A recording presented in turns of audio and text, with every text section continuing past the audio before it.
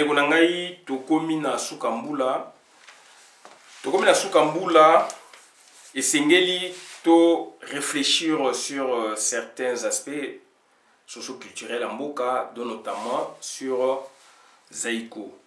Aujourd'hui, on dit que Zaïko totalise 51 ans pour certains, pour d'autres. Zaïko totalise 50 ans. Nous allons voir ça ensemble avec vous. Et donc, ce faisant, nous allons vous parler de deux choses. Premièrement, de 12 ans d'invention dans Zaïko. 12 ans d'invention des artistes et musiciens des Zaïko, ce qu'ils ont fait. Donc, ils ont apporté quelque chose dans la musique des Zaïko et en général dans la musique congolaise. Nous allons voir ça et puis nous allons dater les époques. Et sur 50 ans, pour nous autres, Zaïko connaît une période de gestion, pas d'invention, de gestion. Puisque Zaïko a connu déjà son apogée. Zaïko a connu déjà son apogée déjà dans les années 74. Vous voyez Sabino et invention mi balé salamaki déjà. Troisième invention ekoya, quatrième invention ekoya na Zaïko, bouclage et salami. O etikala nyoso ezali donc ba gestion, donc continuation ya œuvre.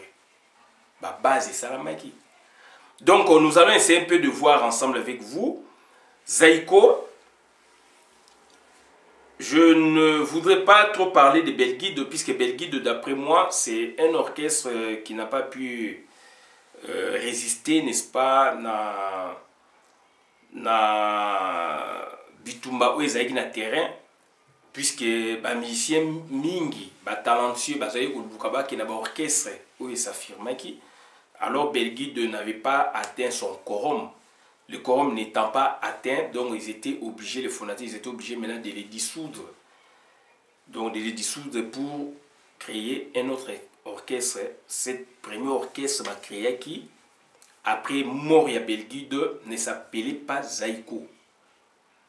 C'était en 69, d'après leur histoire.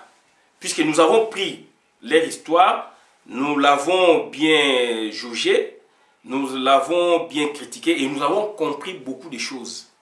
Puisque quand le musée des Zaïko et leur fondateur parlent de la création des Zaïko en 1969, en décembre, le 24 décembre 1969, nous nous inscrivons en faux contre cela. Pour démontrer Bino. Parce que Zaïko, Belguide donc Tolongo Liango, va créer Zaïko Balobi en 1969, le 24 avril. Oui, tout beau été. Bah, prouver Bisso, puisque de 1900, d'après leur histoire, en 1969, Zaïko est aussi la sortie officielle, ce qui n'a pas été le 23 mars 1970. Alors que cet orchestre n'avait pas de nom. Cet orchestre n'avait pas de nom. Donc sur le plan administratif, sur le plan juridique, c'est un orchestre, c'est un autre orchestre qui n'avait fait que 3 mois ou 4 mois. Du 24 décembre 1969 au 23 mars 1970, le 4 premiers mois ou les 3 premiers mois constituent donc la période d'un autre orchestre que Zaïko, puisque cet orchestre n'avait pas de nom. Toyoki Bango, Balobi Bango Moko, ba histoire ndenge zalaki, puisque tant Babomi Belguide, Bazali ko continuer ko recruter. Bazali ko continuer ko recruter na orchestre et Zaïki na Zaïko te. Donc il y a une période donc d'interrègne, d'interrègne musical. Une période donc de transition musicale pour créer Zaïko. Une période là de 4 mois, 3 mois, la période est dite de transition, d'interrègne musical. Ils étaient donc dans la quête de bons éléments, puisque Belguide venait d'échouer. Donc, c'est-à-dire, ils n'avaient pas atteint leurs objectifs, donc les quorums n'étant pas atteints, musicalement, Belguide ne pouvait pas faire face donc, à un orchestre, par exemple Simba, ne pouvait pas faire face à un orchestre, par exemple donc, Stukas, ne pouvait pas faire. Donc, ça dit, donc, c'était en gestation de Roloba. Donc, ça dit s'est préparé 2, 3, 4 musiciens, donc, puisque tu as Belguide, mais les musiciens Belguide, tu as pété. Mais du moins, donc le quorum est atteint et créer structure Oyo Yasika. C'était une structure qui n'avait pas de nom. C'était donc une période de transition interrègne musical pour les musiciens pour bima le 23 mars 1970. Création à Zaïko Néamwana avec K.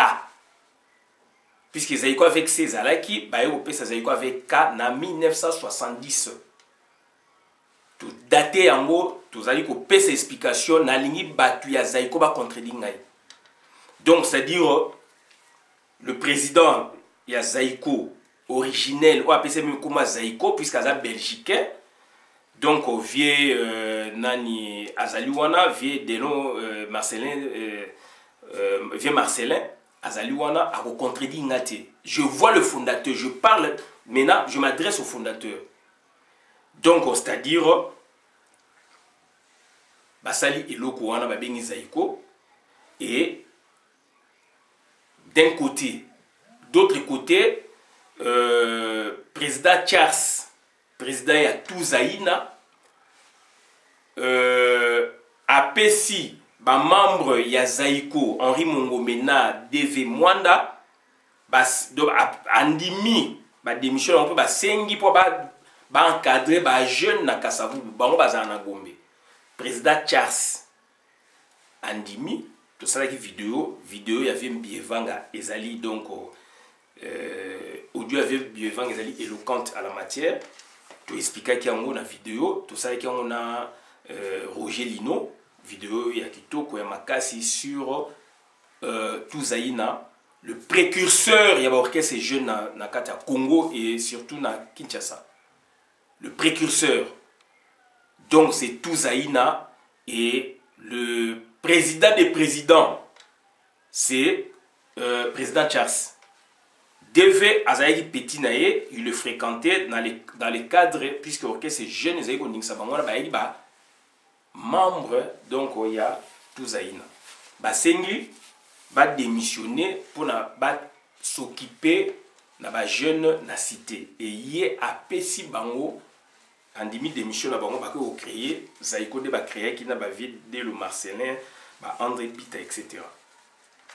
Donc, on a se mettre d'accord place. Donc, ça dit qu'il y a une période de terrain, donc période où il y a un recrutement, il y a il y a créé une symbiose. L'orchestre n'avait pas de nom. Au Yakolo Zaïko a créé en 69, tant mieux. Ils ont problème. Mais sur le plan justification, de Zaïko a été créé en 70. Lors il y a sorti na bango na Hawaï wane yali aussi donc grâce il y a intervention il y a Voloko Joker donc Hawaï tata mwasi na ye abalaki mokolo hôtel Hawaï babengango Azur le lezana yolo. On doit dire des choses comme ça puisque ngana sala terrain na sola tata mwasi wana na ebité soka zali en vie na Mickey Bardo 94 93 par là. Quand je faisais mon terrain, on a vérifié pour ma gamme bilé. Donc, Mickey Bardo, mais n'est pas Tata Moissi, c'est Tata Moissi qui parle. Tata Moissi est vous le commentaire pour le babilo kwana. Ngana ebe out bleu kwana te. Donc, c'est-à-dire, voilà, Zaïko, fondateur n'a créé qui Zaïko na Kasavubu, ça sorti na yolo. Alors que sur le plan même donc organisationnel, sur le plan même public. Il fallait Zaïko beta et bima na Kasavubu et bima même peme na bangwana même na Matongé donc Donc voilà, vis-à-vis. Mais or, vis-à-vis au tout moni, babi vis-à-vis zalai ki wana te, vis-à-vis zalai kana kasavubu. Donc bah ancien encore bah ebi. Donc aujourd'hui, toi si tu es vis-à-vis, donc il fallait mettre la vis-à-vis, mais vis-à-vis il y a toujours la kasavubu. Orchestre c'est un ebimi et puis na quartier nango. Wenge tant ebimaki na bandal puisque ça orchestre c'est à bandal au départ. Et au commandé il y a Congo, il y a Afrique, il y a monde. Ndenge mona zaiko na bas stuka c'est au départ orchestre il y a 20 mains. Donc et ko bimana 20 mains comme na matonge ba quartier za pemel. Bango ba tiki kasavubu, balungwe kasavubu, matonge kauka ba yolo. Alors il faut le connaître wana tata mwasine. Donc ça y est, ça va parenthèse. Tu veux qu'on parler donc on a likambu oto lo balelo oyo. Donc zaiko et salami na 70. Ça c'est ma thèse à moi. 69 23 mars ou date mongo mais na mars 70 sorti na bango période d'intérêt musical, donc il y a transition musicale. Il n'y avait pas de nom. Bango o babi ba pesa makina loka, ba pesa komo makina loka, o babi ba pesa bobo. Donc il n'y avait pas de nom. Donc c'était pas zaiko. C'était un orchestre qui n'était pas zaiko, bien que ba composant bateau ba sali zaiko, ba outil na structure wana sans nom. Donc il y a une structure sans nom après Belguide et 20 zaiko. Ça c'est clair. Donc maintenant zaiko a inventé des choses. Et total mingi ba acteur ou ba inventé ou ba porteur y a projet. Telle est notre démarche. Donc on va voir les porteurs du projet. Porteur du projet du Bosso ezali Gina et Fonge puisque zaiko ezali ko ça la mimétisme. Zaiko bola na banzemo na ngo ba la tout neige ba boye c'est du mimétisme. Et président Charles Alobiango bien danse o ba bengingwa be wana ba yemba ezali ya bango. Ba zaiko d'abord nani donc on met ba misien na bango ba petit ya Touzaïna. Donc les grands guitaristes nani moi Kabapus oncle Bapus aloba ki en émission ya do i ayi bango ba petit ya Touzaïna. Donc ça dit ba imiter ki Touzaïna puis Touzaïna na banzela o Touzaïna zo kende zaiko faut ezala kana po ba s'entraîner kana ba instrument président Charles aloba ki yango président Touzaïna azali en France tout ça est émission naé.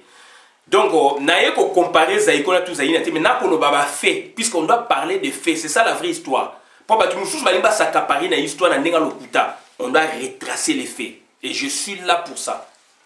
Donc c'est-à-dire mimétisme, donc c'est-à-dire copiage, beaucoup copier sur les autres, sur Los Nikelos, sur Boé Boé. Bola na ba chanson na bango, La Tout Neige, bola na ba Francine Keller, soki ou bien Michael Yevologo, ba Pauline, ba chanson na beaucoup mona, ils allaient toujours mimétisme.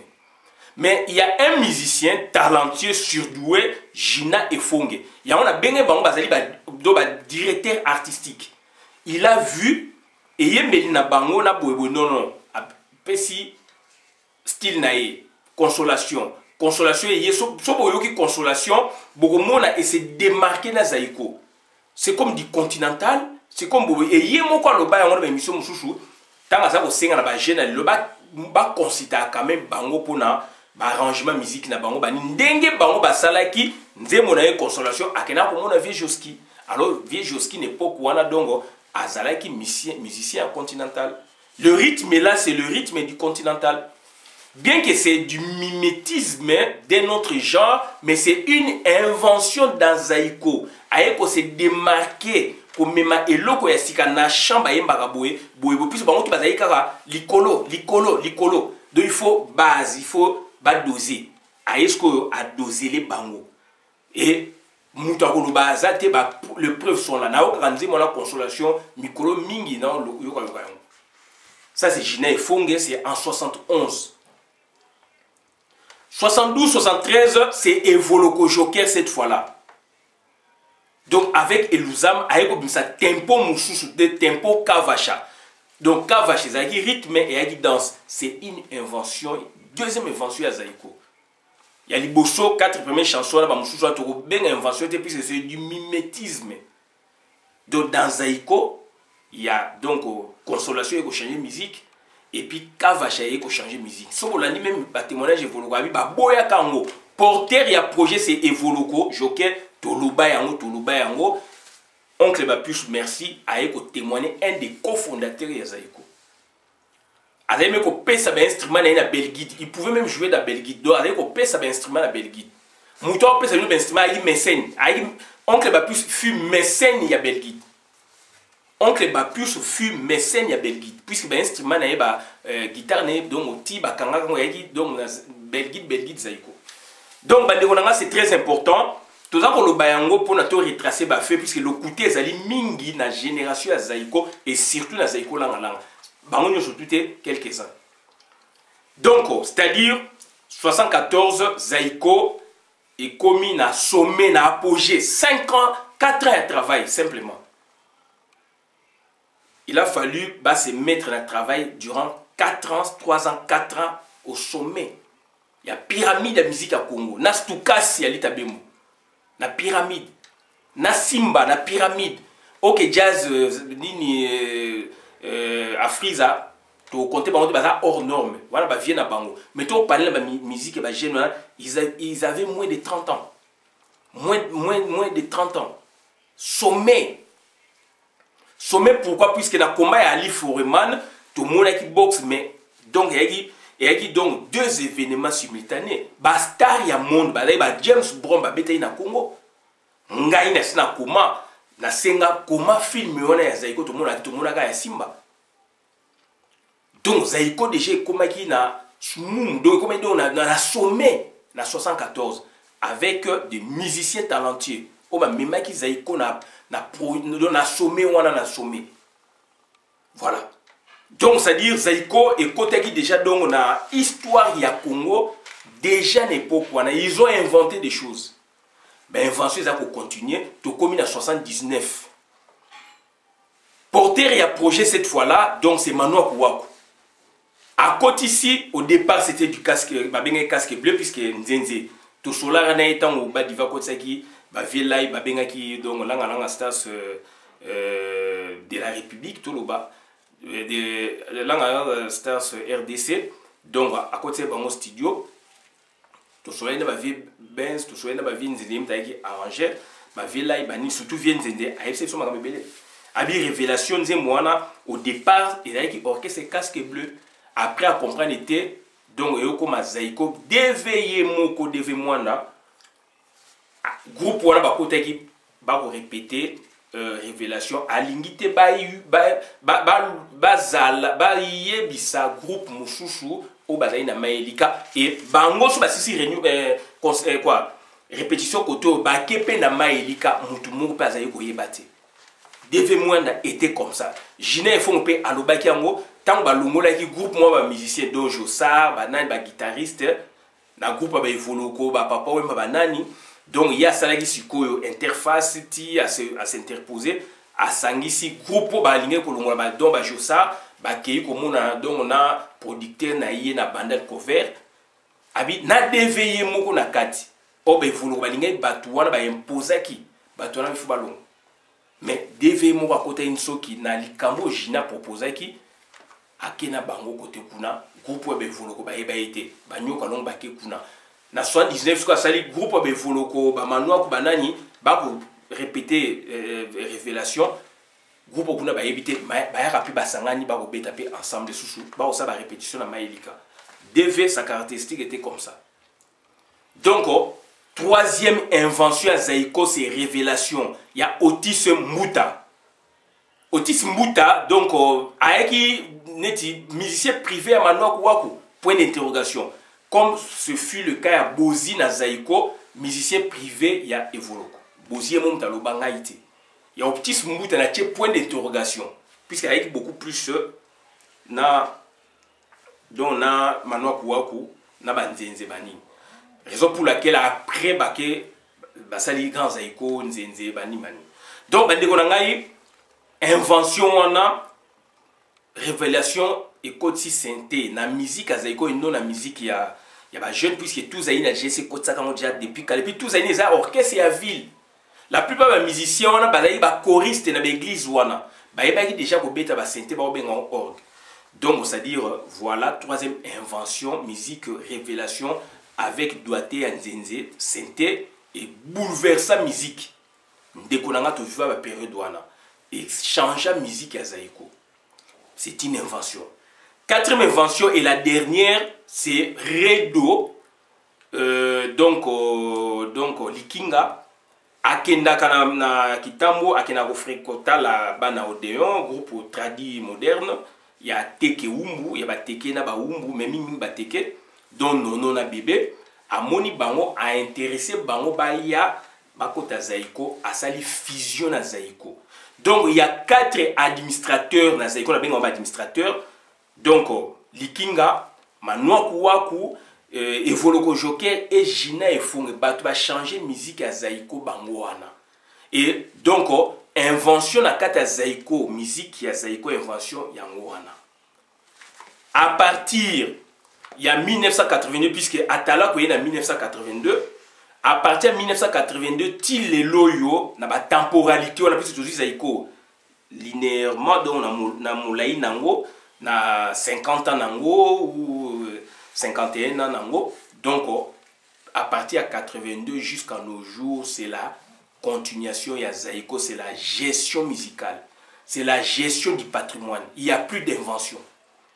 Et ce qui compte à la temporalité, il y a du Bosso 69 ou 70 selon les cas, 74 il y a un cofondateur dès le Marcelin, André Bita, Henri Mongombe, na Moko Sousa Zalaïki Wanaboue, André Bita, na Deve Mwanda. Et puis même, donc, oncle Bapus, vraiment merci. Alors, ba cofondateur, ba mingi, ba parenté, ba ndeko alliance. Dès le Marcela, ba la net ndeko na bango, do ba yaki makampe, ya kilo, donc ya ba beau-frère, ba ni nakati, ba yaki do na ba parenté. Donc, orchestre wana yaki ba cofondateur. Et vous le voyez, ça n'a été en bas, ça n'a pas été question. Mais orchestre comment il y a des événements alors tout qui histoire d'abino, babi que bandekono mususu ya Zaïko babi que Zaïki y a 4 personnes. Habitant bon ba betaki ne ba longwe batika ki 4 fondateurs. Deva comme fondateur unique yaki ba introniser ki yaki nyoka longo na Bimi Ombali. Voilà. Na Zaïko on a connu beaucoup de grands musiciens, dont des ténoristes, on a connu des grands guitaristes, Manoa Kwakei, Bazui, donc Niaou Niaou, le grand Oxy Niaou Niaou, et Shiro Shiro, Betaki, Popolipo double pat, Betaki, Makasi, mais toujours ça toujours primeur na Manoa Kouakou, le guitariste est attitré jusqu'à nos jours. Mais après Manoa Kouakou, il y a eu des grands guitaristes.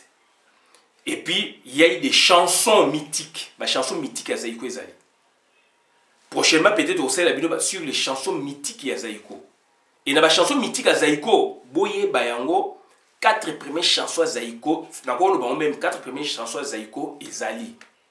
Oui, Bimaki Liboso, il y a premier répertoire, La Touneige, Francine Keller, bon, Michael, Francine Keller, la première chanson. Il y a Voloko Moko, il y a Manoaku, il y a Teddy Souka Moko Mosinzo, La Touneige, il y a Nyoka Longo et Moussouchou, il y a Papa Wemba Pauline. 4 wana, ça fait partie de Blokwana. La chanson ya Gina, ça fait partie de la meilleure chanson. La chanson ya Voloko, où est poussé, il y a Gina, où est poussé, ça fait partie. La chanson Papa Wemba, ça fait partie. Oye Mouta Machakado, Babimi Ombale, tant Bevoloko Bakei, ils ont assumé. Babimi Sibiloko. Donc, la chanson Batouane est au Zanga Kate. Chanson ya Lengi Lenga, ba Mouvaro est au Zanga Kate. Étape, chanson donc, Ndé Toyoka, Nyoka Longo Mtaïma, mais Toyoka Reza Max Mongali, étape est au Zanga Kate. Donc, il y a des chansons comme ça, Manzak et Bende, Sobanini. Donc, bamose les bende et oui kozangate ba chanson ezali ebele ba machaka domboute et kozangate oyo esala ke esimba Zaïko. Oyo esala ke ezali ba chanson mythique ya Zaïko ezali. Donc batu o balimba sala ba recherche sur yango il faut baza la poser, baza la rationnel. To sala biloko moko rationnel. tout ça là yango de façon vraiment avec amour pour na tout ticket là bas tout ba recherche à malam bande ko ngai makambo nga na lobby na tiango na disposition na bino bo fouiller beaucoup mona makambo na lobby ezali bongo donc oyo na yeki ko loba yango na bande ko ngai donc Zaiko sur 50 ans moi je prends Zaiko a fait 50 ans puisque Zaiko est créé administrativement juridiquement en 1970 la sortie na bango donc puisqu'il y a une communauté, il y a une structure sans nom. Après, structure, il y a comme un combo, donc il y a un autre bandé. Dans 50 ans, il y a eu 12 années de travail d'arrache-pied. Et 38 ans, on a les loyaux, donc on a la temporalité, ils ont les loyaux, donc ils ont gestion du patrimoine. Continuation et œuvre collective. Donc, on a la temporalité, première temporalité, il y a cofondateur, deuxième temporalité, donc 74. 84 na mort à DV ba yoko cha structure administrateur wana troisième temporalité ba yiki senga administrateur wa kufi bo etikali misatu nyoka longa bengani deux autres mère Joto kufa ba plus azali wana ya azali depuis 97 il le ezali œuvre personnelle ya nyoka longo bien que to komona le président de le Marcela azali wana mais ce n'est pas son orchestre moralement oui. Mais juridiquement, ils allaient y été. Même ils devaient moins juridiquement, ils allaient y être. Puisqu'ils ont la temporalité. Il y a un moment donc, tu fracasses un moment, tu dates un mot pour ne pas baïba. Donc, ça dit, Zaiko, langa, na 50 ans, il y a 12 ans, il y a travail. Album Nippon Banzai, c'est un grand album. Mais il y a une lignée, il y a continuation. Chanson locale à Moukile, échangé à 10 euros, et Koki Kozangate. Ils allaient parmi les chansons mythiques, ils allaient belé. Donc, Massoudi, il y a des chansons, donc, Payma Cash, il y a des chansons quand même où ils allaient belé. Il faut travailler là-dessus bien, avec cœur. Et donc, voilà ma sur Zaiko. Aujourd'hui, si on doit tenir compte de la continuation, de la gestion patrimoine, on s'est dit, Zaiko a fait 50 ans, et dans les 50 ans, il y a 12 ans, il y a travail d'arrache-pied. Et ils allaient continuer. Et à partir de 82, stop. C'est la gestion. Il y a patrimoine, gestion donc collective, il y a patrimoine, c'est un administrateur, après gestion personnalisée. Il y a patrimoine, il y a Zaiko. Donc, voilà ma camoufle avec la Sabine Ngwana, tous ceux qui abonnent la vidéo, madame la compte la communauté. Ngai Christian Bolabiama. Nazalia a porté casquette ya chroniqueur de musique tobani biloko kala et donc Zaiko pour comme à Bongo il y a eu des gens qui ont travaillé qui ont apporté des choses de l'extérieur pour na mango na intérieur tel que Evoloko Joker tel que Gina Efonge il a fréquenté qui il a fréquenté président na football Vieux Joski donc Gina bazo bengi Pelé grand footballeur. Et il fréquentait qui? Il fréquentait son vieux à quartier Val de Mambenga, à Memi, à Port à Kavacha. Donc aujourd'hui, Manoa Kouakou, à Memi Biloko, il y a Otis Moutanan Zende Nazaiko. Ce sont des visionnaires, directeurs artistiques. Aujourd'hui, Liking a visionnaire, à Kenanaï, à Bambias Naye, Kota, l'orchestre traduit moderne, à Beni Bango, à Sali Fusion. Donc voilà, donc il y a 12 ans, sur 50 ans, il y a 12 ans d'invention continuelle ou continue jusque de 70 jusqu'à 82. Zaiko a travaillé. Après, il a commis gestion à patrimoine. Merci.